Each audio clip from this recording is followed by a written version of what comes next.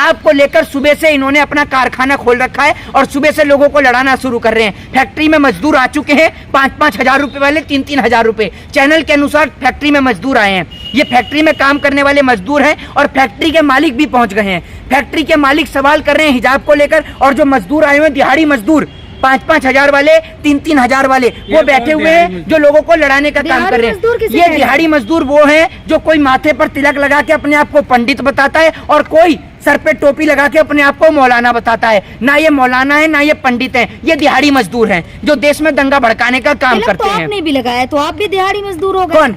आपने अभी दिहाड़ी मजदूर तो आप हैं, दिहाड़ी मजदूर तो आप हैं। आप लोगों का काम है दिहाड़ी लेकर देश में दंगा कराने का, ठीक है ना। और वो सुनिए, आप एक बात, आप मेरे को 5,000 रुपए देती हैं। अरे आपने, मैंने बोला 5,000 रुपए, आप 5,000 रुपए देती हैं। अरे आप एक बात सुन तो लीजिए, आप 5,000 रुपए देती हैं क्या? मोदी सवाल है, मैंने आप बात ही नहीं समझी। सवाल उठा उनको 5,000 देते, तिलक वालों पे सवाल उठा रहे ना, तिलक वालों पर में जाते। मेरे को खुद पता है, मैं भी तो नेशनल चैनल पे गया हूँ। मेरे को नहीं पता क्या? मेरे को 5,000 नहीं मिले, मैं नेशनल चैनल पे जाता था डिबेट में, और भी हमारे बहुत सारे साथी हैं जो जाते हैं, चेक मिलता है, चेक। और आपने कही कि क्या कहते हैं, आप भी तो माथे पर तिलक लगाते हैं, आप भी दिहाड़ी मजदूर हैं। मैंने एक बात बताइए, आप मेरे को 5,000 रुपए देती हैं क्या बुलवाने के? ये बताइए ना आप मुझे, आप 5,000 रुपए देती हैं क्या? आप तो सरकार से पैसा लेके, आपको तो इतना दर्द और तकलीफ हो गई कि मैंने मोदी जी से सवाल कर दिया, कि आपके पिताजी से सवाल कर दिया। आपको तो बड़ी तकलीफ हुई, आप भी दिहाड़ी मजदूर में आती हैं क्या? है? अब आप ये देखिए, मैंने बात करी नेशनल मीडिया वाले दलाल पत्रकारों की, जिन्हों दिहाड़ी मजदूर का, लेकिन इनको मिर्ची ऐसे लग गई क्योंकि चोर की दाढ़ी में तिनका, क्योंकि दिहाड़ी मजदूर में ये भी आती हैं मोहतरमा, आप भी दिहाड़ी मजदूर में ही आती हैं, क्योंकि इनका भी काम यही है। पूछ लो। अरे सवाल क्या पूछ लो, आपके पास सवाल है ही नहीं, आपके पास तो सवाल ही नहीं है, आप पूछेंगी क्या? आप भी दिहाड़ी मजदूर से कम नहीं है क्या? सवाल तो है ना। जिस हाथ में, सुन लीजिए, जिस हाथ में किताब होनी, सुप्रीम कोर्ट का फैसला है। हाँ, अभी आया नहीं हिजाब के मुद्दे पे। अरे आप क्या बात करें, बेंच में गए, सुन लीजिए, दो जजों ने अलग अलग फैसला दिया, लेकिन अब सुप्रीम कोर्ट की बेंच में गया ये फैसला, ठीक है। जाकर पूरी तरीके से उसको पूर्णतः सुनिए। दूसरी बात ये कि जिस हाथ में कॉलेज के अंदर किताब होनी चाहिए, आप उस हाथ में हिजाब का मुद्दा थमा देते हैं। ये देश 47 में आजाद हुआ। अरे चुप हो जाइए, चुप हो जाइए, दिहाड़ी मैडम, दिहाड़ी वाली मैडम, आप चुप हो जाइए। मैं आपसे कहता हूँ कि आप चुप हो जाइए, ठीक है ना। 5,000 रुपए आपको मोदी सरकार देते हैं, मैं आपको 1,000-2,000 दे सकता हूँ, आपको चाहिए तो, लेकिन आप चुप हो जाइए, खामोशी से सुन लीजिए। नहीं तो आप उन दिहाड़ी मजदूर वालों को पकड़िए जिनसे आप बुलाकर सुनती हैं, नहीं तो आप सुनने का काम करें कृपया कर, ठीक है ना। आप पैसे भी, आपको बहुत तकलीफ होती है, ठीक है, क्योंकि मुझे लगता है कि मोदी जी का और आपका कोई, मेरे को लगता है ज्यादा ही पैसों का कोई ज्यादा ही लेन देन है, ठीक है ना। मुद्दे में बेफालतू का आरोप मत लगाइए। आप नफरत आप भी कम फैलाएं, ठीक है ना। सुनिए आप बात को सुनिए। आपसे मैं एक सवाल सुन लीजिए, मैं मोदी जी की बात करता हूँ, सरकार की बात करता हूँ। आपको क्यों मिर्ची लगती है? आपको ज्यादा जलन है, तकलीफ ज्यादा हो रही है क्या आपको? 1 मिनट आप सवाल का जवाब पूरा करने देंगे? सुनिए मेरी बात को आप। हिजाब, ये देश आजाद हुआ 1947 में, 1947 में। 47 से लेकर आज तक आप मुझे एक केस बताइए जो हिजाब को लेकर सुप्रीम कोर्ट में, हाई कोर्ट में या फिर निचली अदालतों के अंदर डाला हूं। आप मुझे इस सवाल का जवाब दीजिए। याद है आपको?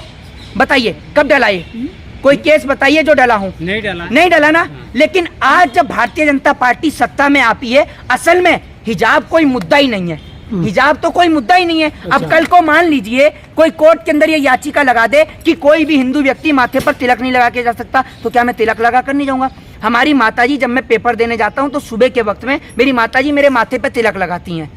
मंदिर से पूजा करने के बाद में हमारे माथे पे तिलक लगाया जाता है, हमें दही और शक्कर खिलाकर जो है, उस दही और शक्कर खिलाकर पेपर में भेजा जाता है। तो हम ये माथे पर तिलक लगाए जाते हैं क्योंकि ये हमारे लिए शुभ माना जाता है। अगर मान लीजिए कल को आप याचिका डाल दें, आप तो इस बात की भी याचिका डाल सकते हैं कि माथे पर तिलक लगा के न जाया जाए। तो मैं आपको बता रहा हूँ ये मुद्दा क्यों आ रहा है। ये मुद्दा इसलिए आ रहा है, नौजवान को चाहिए रोजगार, ठीक है ना।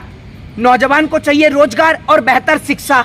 अब शिक्षा और स्वास्थ्य पे चर्चा होती नहीं है, बेटियों के साथ बलात्कार हो जाए उस पर चर्चा होती नहीं है, बेटियों का मर्डर हो जाए उस पर चर्चा होती नहीं है। तो इन सब मुद्दों से ध्यान कैसे हटेगा? इन सब मुद्दों से ध्यान हटाने के लिए, लोगों का माइंड डाइवर्ट करने के लिए इस देश में एक मुद्दा हर साल क्रिएट किया जाता है। हर साल नहीं, हर महीने 2 महीने पे एक मुद्दा क्रिएट किया जाता है जिसको रंग दिया जाता है हिंदू और मुसलमान का। कभी ये मुद्दा आपको ज्ञानवापी के रूप में दिखता है, कभी ये मुद्दा आपको हिजाब के रूप में दिखता है, कभी ये मुद्दा आपको प्रॉफिट मोहम्मद साहब के रूप में दिखता है, तो कभी यह मुद्दा आपको फिल्मों में जिस प्रकार से हिंदू धर्म के भगवानों के ऊपर आपत्तिजनक फिल्में बनाई जाती हैं उनके ऊपर दिखता है, लेकिन कोई भी बीजेपी का नेता इस पर नहीं बोलता। जिस प्रकार मां सरस्वती को लेकर आपत्तिजनक बयान दिया गया, कोई बीजेपी का नेता नहीं बोला, सारे चुप हैं, सारे नेताओं के मुंह पर ताला लगा हुआ है। एक फिल्म आई जिसके तहत हिंदू धर्म के जो भगवान हैं, हिंदू धर्म में हनुमान जी हैं, ठीक है ना, और रामायण के अनुसार भगवान श्री राम है, मर्यादा पुरुषोत्तम भगवान श्री राम है, रावण है, जिस प्रकार से उनके रूप को लेकर जो दिखाया गया है ये सरासर गलत है और मैं इसकी खुले शब्दों में निंदा करता हूँ। लेकिन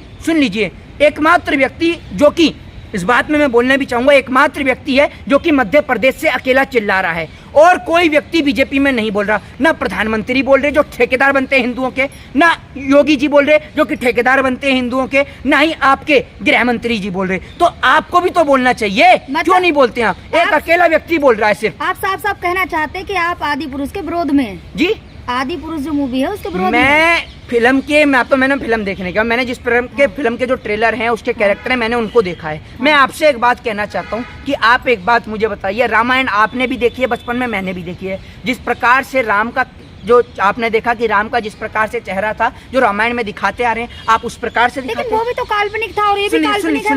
सुन लीजिए, काल्पनिक है, सुन लीजिए मेरी बात सुन लीजिए, काल्पनिक है, लेकिन हम काल्पनिक को ही राम की असली जो फोटो है हम उसी को भगवान मानकर जो है उनकी पूजा करते हैं ना, मर्यादा पुरुषोत्तम श्री राम की। अभी दिवाली आने वाली है, दिवाली किस लिए मनाई जाती है कि भगवान श्री राम अपने घर लौट कर आए थे, इसलिए हम लोग दिवाली मनाते हैं। दिवाली जो इसीलिए मनाई जाती है, आप उसमें जो है भाई दाढ़ी मूछ लगा रहे हैं या कुछ लगा रहे तो कंट्रोवर्सी क्रिएट कर रहे हैं। क्यों धर्म के साथ आप मजाक खड़ा कर रहे हैं ये बताइए ना? क्योंकि आप कहीं ना कहीं फिल्मों के माध्यम से इस देश में हिंदू और मुसलमान करना चाहते हैं। फिर आप कहते हैं कि देश के लोग जो है वो फिल्मों को लेकर बयान देते हैं, फिल्मों को लेकर ऊटपटांग बात कहते हैं। अरे भैया, इस देश के अंदर हर एक व्यक्ति, और मैं आपको बता दूं, आप उस फिल्म के जब ट्रेलर में जाएंगे, उस फिल्म के ट्रेलर को भी आप देखिएगा, उस फिल्म के ट्रेलर को लेकर भी और फेसबुक पर, सोशल मीडिया पे भी कई मुसलमान व्यक्तियों ने भी यही लिखा है कि इस प्रकार की चीजें क्यों बनाई जाती हैं जिससे किसी धर्म की आस्था को ठेस पहुंचे।